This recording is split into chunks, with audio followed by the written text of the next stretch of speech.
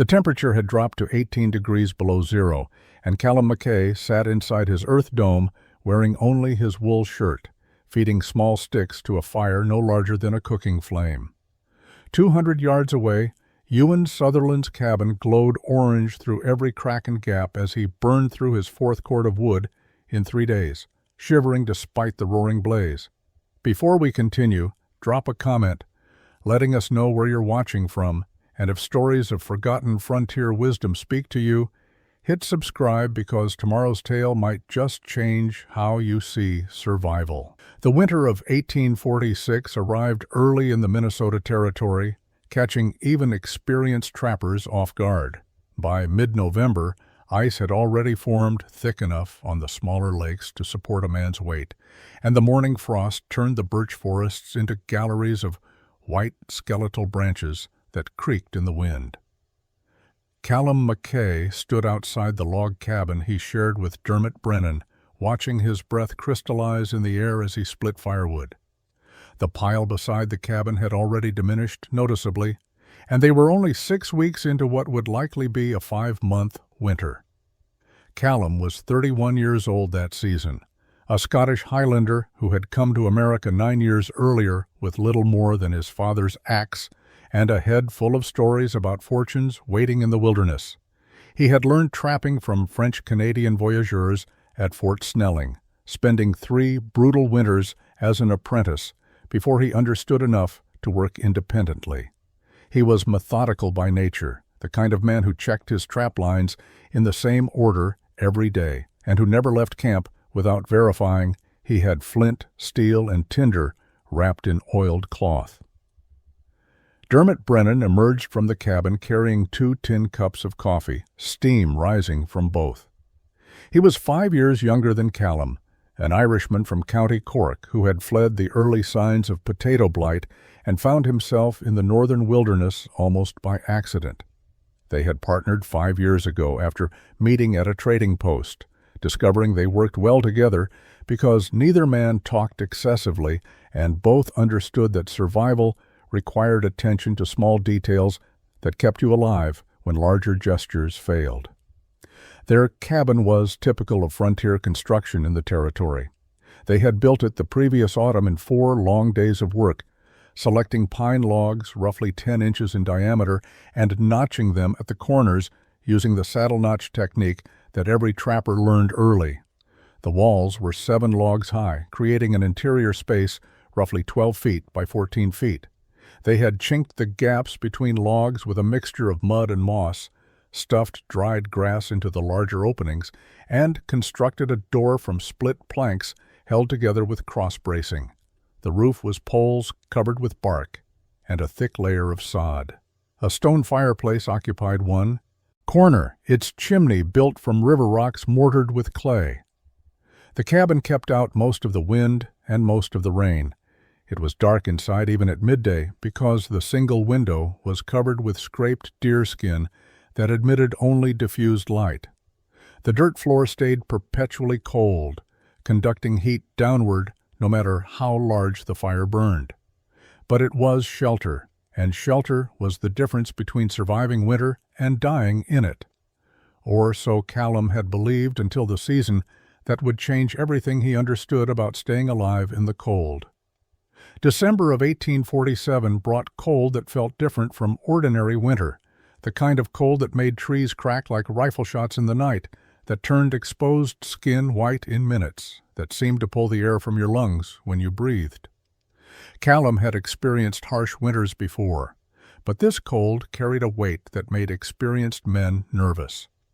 The thermometer outside their cabin, a luxury Dermot had purchased at Fort Snelling, read 28 degrees below zero on the morning of December 14th. Dermot left early that day to check the northern trap line, a circuit of beaver sets along a creek 3 miles from camp. It was routine work they had done dozens of times. He carried his rifle, his possibles bag with fire-starting materials, and wore his heaviest coat lined with rabbit fur. Callum watched him disappear into the white forest, then returned to the cabin to process pelts from the previous day's haul. They had developed an efficient system over their years together. One man ran traps while the other handled preparation and maintenance. By mid-afternoon, the wind had picked up. Not dramatically, but enough that Callum noticed. By 4 o'clock, with darkness already settling, snow had begun falling in fine, hard crystals that stung exposed skin. Callum fed the fire and prepared coffee, expecting Dermot to return cold and ready for warmth. By 6 o'clock, full dark and still no Dermot, Callum felt the first touch of real concern. He waited until 7, then dressed in his warmest gear and headed out with a lantern. The wind had intensified into a proper storm, the kind that erased trails and turned familiar landscape into hostile confusion. Callum followed the route toward the northern trap line, calling Dermot's name into the wind, seeing nothing but swirling snow in the lantern's weak circle of light. After 2 hours, frozen, despite his heavy clothing, he returned to the cabin. Dermot knew the country. He would hole up somewhere and wait out the storm. The storm blew itself out by morning. Callum left at first light, following the trail toward the northern sets. He found Dermot a quarter-mile from the cabin, lying in the snow beside a large pine tree. He had been trying to make it home. The tracks told the story clearly. Dermot had realized he was in trouble and turned back. He had made it within sight of camp before the cold took him. Callum knelt beside his partner's body and saw the details that would haunt him for months. Dermot's possibles bag was open. Scattered matches lay in the snow. A small pile of kindling sat arranged but unlit. He had tried to start a fire, had gathered materials, had done everything right.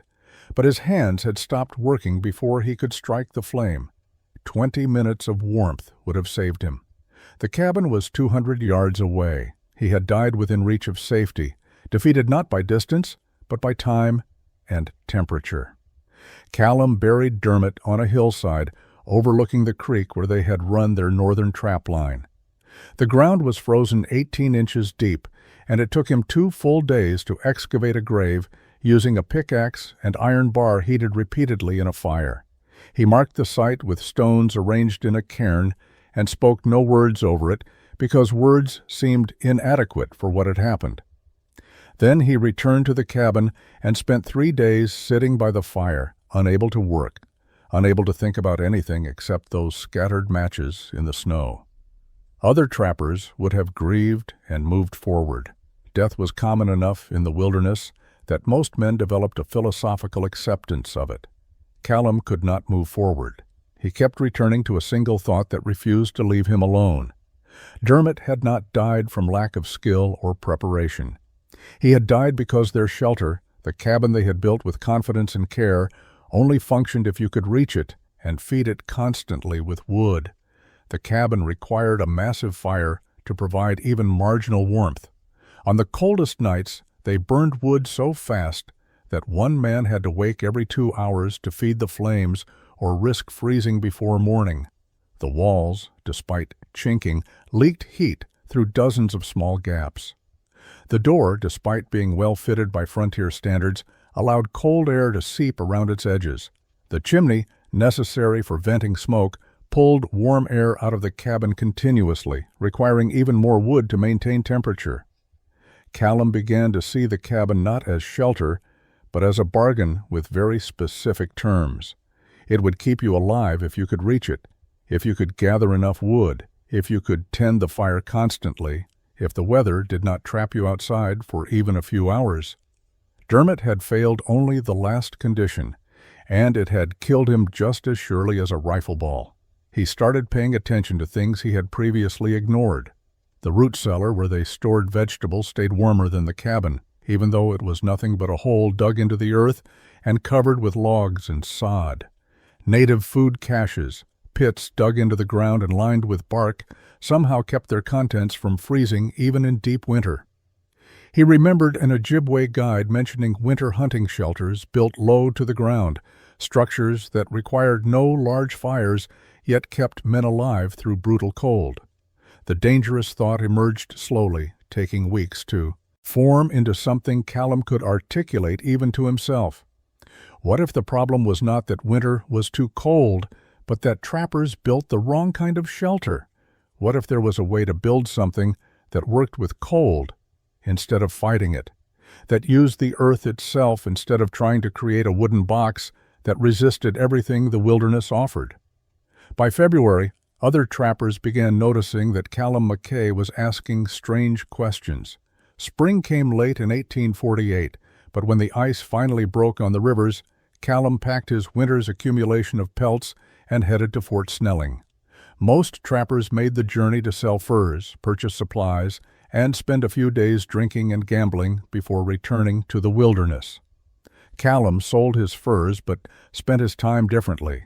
He spent it asking questions that made people think he had lost his mind. He found a French-Canadian voyageur named Fergus O'Malley, who had worked supply routes for 20 years, and asked him about root cellars. Fergus explained that underground chambers stayed warm because the earth itself held heat, that soil 6 feet down never froze no matter how cold the surface became. Callum asked why nobody built houses underground. Fergus laughed and said because men were not vegetables, but the answer stuck with Callum anyway.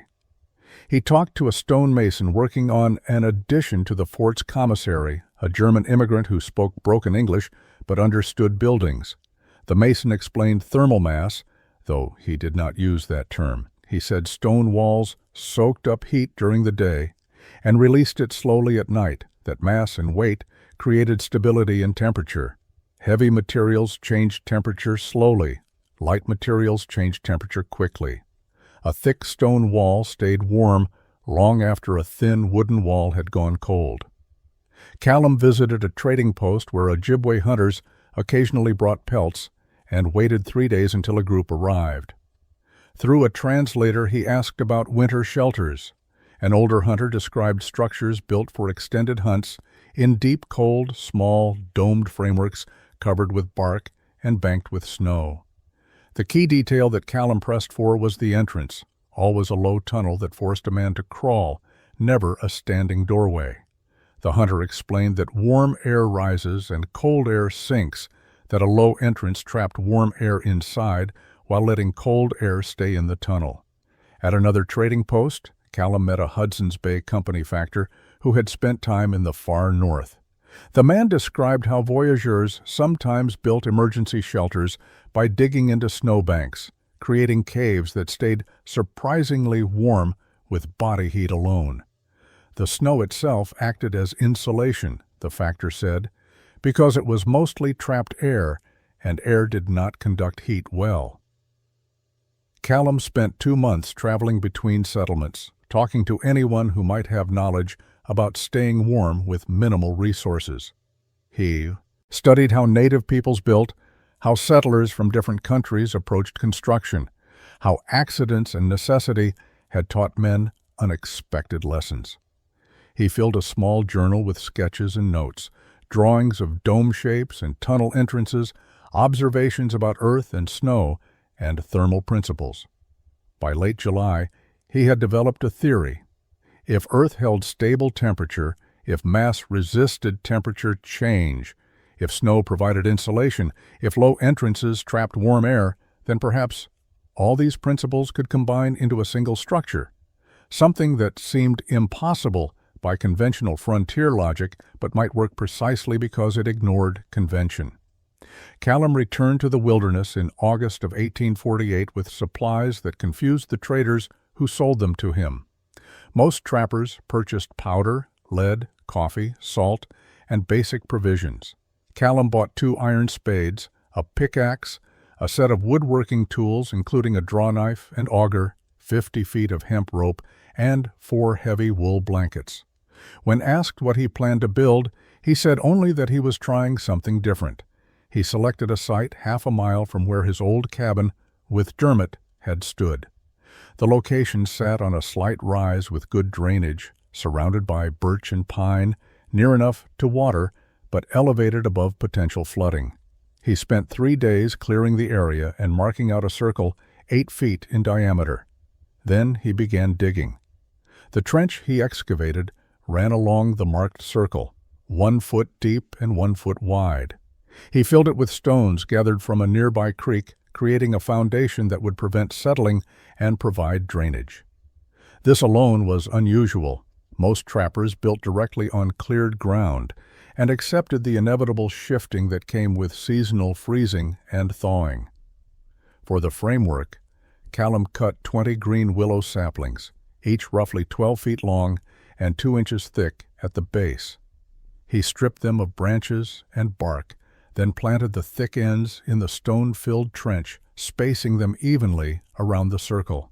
Working carefully, he bent each sapling toward the center, lashing them together at the top to create a dome frame. The structure looked like an overturned basket, strong enough to support weight, but flexible enough to bend rather than break. Over this frame, Callum began piling earth. Not randomly, but in a specific pattern he had planned during his months of research. He cut sod in rectangular blocks from the surrounding area, each piece roughly 1 foot by 2 feet and 4 inches thick, with the grass roots still holding the soil together. He laid these blocks in overlapping courses around the willow frame, starting at the bottom and working upward in a spiral pattern. Between each course of sod, he packed loose earth mixed with clay he had dug from a deposit near the creek. The clay acted as mortar, binding the layers together. He worked methodically, ensuring each layer was solid before adding the next. The walls grew thicker as he built, reaching nearly 3 feet of packed earth and sod by the time he approached the top of the dome. The entrance was the most critical element. Callum left a gap in the structure facing south and began constructing a tunnel. He dug into the ground at an angle, creating a passage that sloped downward before rising up into the dome's interior. The tunnel was narrow, barely 2 feet high and 2 feet wide, forcing anyone entering to crawl on hands and knees. He lined it with flat stones and reinforced the roof with split logs before covering everything with more earth. Ewan Sutherland arrived on a cold morning in late October, riding through the birch forest with 2 pack mules loaded with supplies for his own winter camp. He was a Scottish trader who worked the territory between Fort Snelling and the Northern Lakes, a practical man known for his business sense and his contempt for foolishness. When he saw what Callum had built, he stopped his mules and stared. The earth dome sat on its rise like a burial mound, perfectly circular, perhaps 5 feet high at its peak, covered entirely in sod and dirt. Snow had already begun dusting the top. The only visible feature was a dark opening at ground level, a hole barely large enough for a dog to enter. No chimney rose from the structure, no windows broke its surface. It looked exactly like what Ewan said it looked like. "You have built yourself a grave, Mackay," Ewan said, dismounting. "Dermot's death broke your mind, and now you will join him." Callum was sealing the last gaps around the tunnel entrance with a mixture of clay and grass. He did not look up. "It will work." "Work?" Ewan walked around the dome, shaking his head. "Where is your chimney? How will you breathe? How will smoke escape?" "Small vent hole at the top, enough for smoke, not enough to lose heat." "And you will crawl into your shelter like an animal, on your hands and knees through the dirt?" "The tunnel traps cold air. Warm air stays inside." Ewan laughed, not unkindly, but with the certainty of a man who knew better. "Callum, I understand grief. I lost my brother to this wilderness 5 years ago. But this is madness. You cannot live the winter in a pile of frozen dirt. The earth will freeze solid around you. You will suffocate or freeze or both." Callum finally looked up. "The earth will freeze, yes. When it does, the structure becomes stronger, and earth that is frozen still holds more stable temperature than wood ever will." "Stable at what temperature? Freezing?" "Stable at whatever temperature the deep earth holds, which never freezes, no matter how cold the air becomes." Ewan studied Callum's face, looking for signs of fever or delusion. "You are serious." "I am." "How much wood did you gather for winter?" 2 cords. 2 cords? Ewan's voice rose. "Mackay, I burn through 4 cords every winter, and my cabin is well built. You think this dirt pile will keep you alive on 2 cords? I do not need to heat the structure. I need only to heat myself." Ewan was quiet for a moment, then shook his head. I will remember you as a good man who grief destroyed.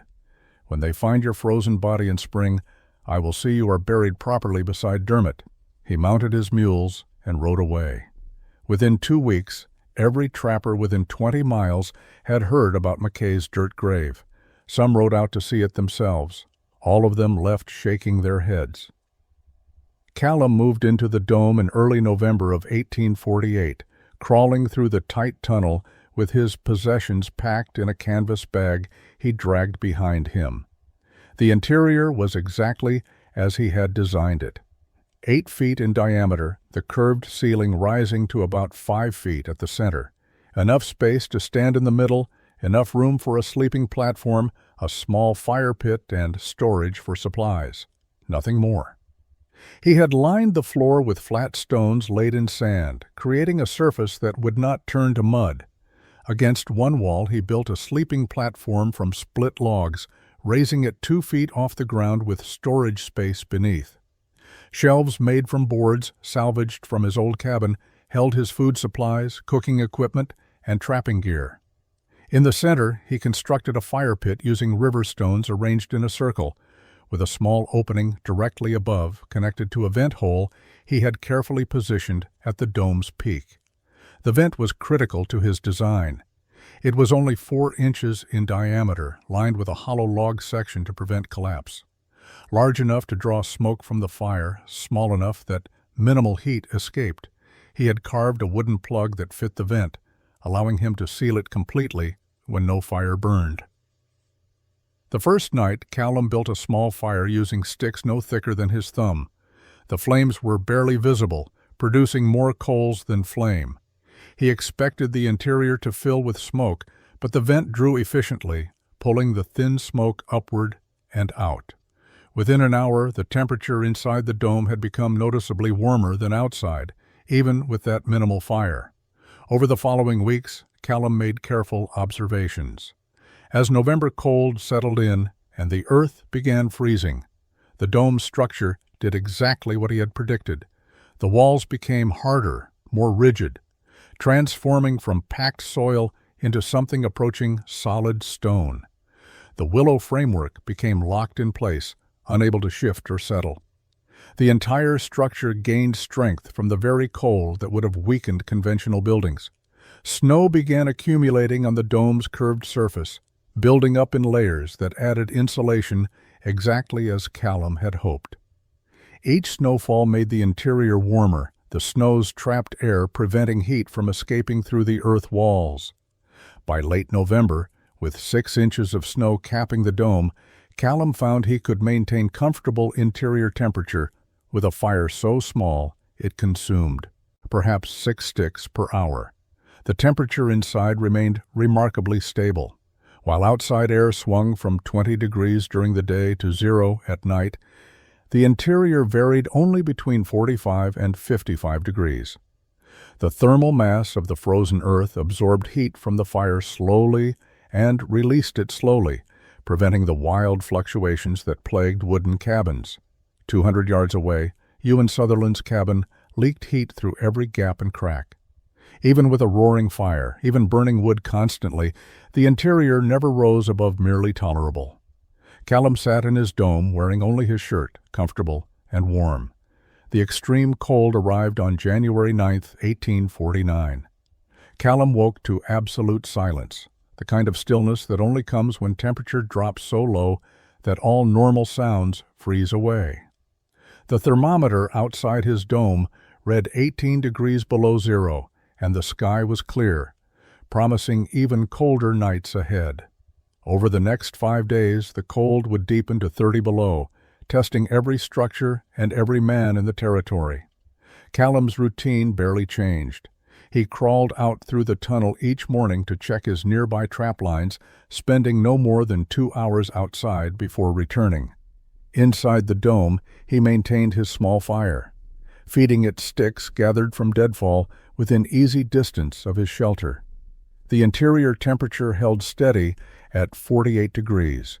He wore his wool shirt and felt perfectly comfortable. At night, he banked the fire to coals, and the temperature dropped to perhaps 42 degrees.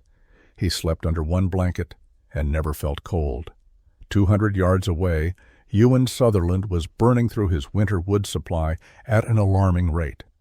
His cabin fireplace roared day and night, consuming logs as thick as a man's thigh, yet the interior never warmed beyond barely tolerable. Frost formed on the interior walls where his breath condensed. The gaps between logs whistled with wind. He wore every piece of clothing he owned and still shivered. On the third day of the cold snap, Fergus O'Malley's cabin developed a chimney fire. Creosote that had built up in the stone chimney ignited from the intensity of his desperate fires, sending flames shooting from the top and setting his roof ablaze. Fergus managed to escape and extinguish the fire using snow, but he lost a significant portion of his supplies and half his roof burned away. He spent the rest of winter in a damaged shelter, burning even more wood to compensate for the increased heat loss. On the fourth day, Angus Drummond made a desperate decision. His cabin was 3 miles from Callum's Dome, and he had run critically low on firewood after underestimating his winter needs. With the extreme cold showing no signs of breaking, he realized he might not survive another night. He had heard the stories about Mackay's dirt grave, had laughed at them like everyone else, but dying men abandon pride quickly. Angus arrived at Callum's Dome near sunset, so cold he could barely speak. Callum heard him calling weakly and crawled out through the tunnel. Angus was gray-faced, shaking violently, his words slurred with hypothermia. Callum pulled him toward the tunnel entrance. "Crawl," Callum said. "Get inside." Get inside. Angus stared at the small dark opening, hesitated, then dropped to his hands and knees. He crawled through the tunnel, Callum following behind. When Angus emerged into the dome's interior and felt the warm air, he stopped moving entirely, kneeling on the stone floor in disbelief. The fire was barely visible, just a small pile of glowing coals and a few burning sticks. Yet the air was warm, genuinely warm. Angus pulled off his frozen mittens and held his hands toward the tiny fire, feeling heat he had not felt in days. Angus Drummond stayed in Callum's Dome for 2 days until the extreme cold broke. He said little during that time, but he watched everything. He watched how Callum added only a few small sticks to the fire every hour. He watched how the interior temperature never fluctuated despite the brutal cold outside. He felt the stability that came from walls 3 feet thick of frozen earth. When he finally left, crawling back out through the tunnel into merely cold January air, he looked back at the snow-covered dome with an expression Callum recognized. It was the look of a man whose understanding of shelter had fundamentally changed. Spring came slowly to Minnesota Territory in 1849. When the ice finally broke and trappers began emerging from their winter camps, the story spread quickly. Angus told everyone who would listen about Mackay's Earth Dome, about staying warm with almost no fire, about walls that grew stronger as they froze. Most trappers dismissed the story as exaggeration born from hypothermia and desperation, but some listened more carefully. Ewan Sutherland arrived at Callum's Dome in late April, riding his mule through mud and melting snow. He found Callum outside, processing pelts from his spring trap lines. Ewan dismounted and stood for a long moment, looking at the dome. The snow had melted from its surface, revealing the solid earth structure beneath, unchanged and undamaged by the brutal winter. "I burned through 6 cords of wood," Ewan said quietly. "I had to purchase 2 additional cords at outrageous prices from a trader in February, or I would have frozen, and I was still cold every single day." Callum continued scraping fat from a beaver pelt. "The dome worked as I expected. Angus said he was warm in there, actually warm, not just alive." He was. Ewan was quiet again, then asked the question that had brought him here. "Would you teach me how to build one?" Callum looked up. Yes, that summer, Ewan Sutherland built an earth dome 3 miles from his original cabin, working slowly and carefully under Callum's occasional guidance. He learned about the stone foundation, the willow framework, the layered sod and clay, the critical tunnel entrance, The vent hole sizing. By September, his dome was complete. That winter of 1849 to 1850, Ewan burned less than 2 cords of wood and stayed warmer than he had ever been in his log cabin. Fergus O'Malley built a dome the following summer after his damaged cabin proved impossible to adequately repair. Angus Drummond abandoned his cabin entirely and constructed an earth shelter using techniques he had observed during his 2 desperate days in Callum's structure. Each man modified the design slightly based on available materials and personal preference, but the core principles remained identical: thick earth walls, dome shape, tunnel entrance, minimal venting. The technique spread organically through the trapping community, passed from man to man without fanfare or formal instruction. Callum never promoted his innovation, never claimed credit, never sought recognition. When trappers asked questions, he answered them. When they needed guidance, he provided it. Otherwise, he simply continued his work, running his trap lines, processing his furs, living quietly in his earth dome. By 1852, earth domes had become common enough in the Northern Territories that travelers remarked on them in letters and journals. The structures appeared near trap lines, hunting camps, and remote trading posts, wherever men needed shelter in extreme cold. Some builders refined the technique, adding interior stone walls for additional thermal mass or constructing double tunnel entrances for increased cold protection. Others kept the design simple, trusting the basic principles Callum had proven. All of them stayed warmer through winter while burning a fraction of the wood required by conventional cabins. The phrase "built tight" as Mackay's dome entered the vocabulary of frontier communities, used to describe anything constructed with exceptional care and intelligence. Callum never heard the phrase applied to himself. By the time it became common, he had already left the wilderness. In 1856, Callum sold his trap lines and equipment to a younger man from Wisconsin and traveled east. He had saved money during his years in Minnesota Territory, living simply and spending little. He booked passage on a ship to Scotland, returning to the highlands he had left 17 years earlier. He was 41 years old, no longer young but not yet old, still lean and strong from wilderness life. He married in 1857, a widow from his home village who remembered him from before he left for America. They started a small farm, raised sheep, lived a quiet life that bore no resemblance to his trapping years. Callum never spoke of his time in the wilderness to his wife or the children they eventually had. When neighbors asked about America, he mentioned only that he had trapped for furs and saved enough money to return home. The earth dome, the innovation that had spread across territories, the technique that had saved lives, he never mentioned at all. Callum Mackay died in 1874 at the age of 63, buried in the churchyard of his village. His gravestone recorded his birth, his death, and nothing between.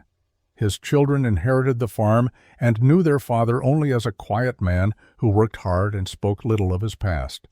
But in Minnesota, Wisconsin, and Dakota territories, earth domes continued sheltering trappers, hunters, and settlers through the 1860s, 70s, and 80s. The structures required no maintenance, lasted decades without repair, and remained superior to log cabins for extreme cold survival. Historical records from the period mention them occasionally, usually in passing, as one of many shelter types used on the frontier. Modern historians estimate that several dozen lives were saved over those decades, specifically because men built shelters that could maintain warmth with minimal fuel. The exact number will never be known because survival often goes unrecorded, but accounts exist of trappers weathering storms that would have killed them in conventional cabins, of hunters surviving injuries because their earth domes stayed warm enough to prevent fatal hypothermia, of settlers making it through their first brutal winters in structures they built following techniques learned from men who had learned from men who had learned from Callum Mackay.